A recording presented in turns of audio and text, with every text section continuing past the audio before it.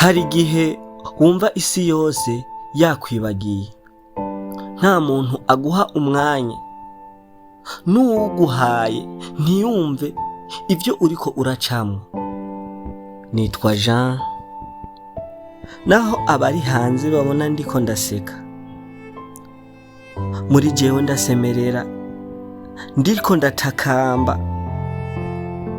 Narabuze umuryango, abagenzi barandeka, nayo umukobwa nakunda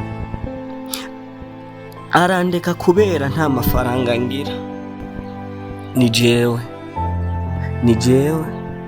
Ni jewe naho nashigikira abandi, nkabumva, nkabahumuriza, ariko nanje vyageze aho nanje nkenera umfata ukuboko, nta numwe yigeze aboneka.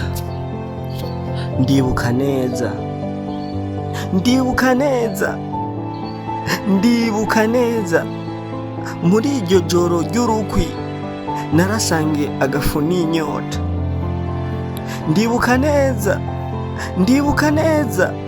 Ndibuka neza uburyo naryamye hasi ndiko ndarira nk'umwana, sinarinzi iyo nja niyomva, ariko Uhoraho yarabanye nanje.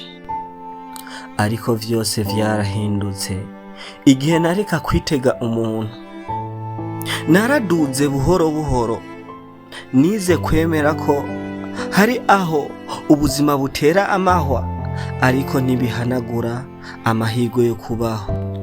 Niwabona utagira iyo uva n'iyo uja, ntugatakaze icizere, kuko mu vyuka vy'agahinda niho hahera inkomezi zo gusubira kubaho. Ugume uhangana, kuko imbere hari ikizima kigutegerereje.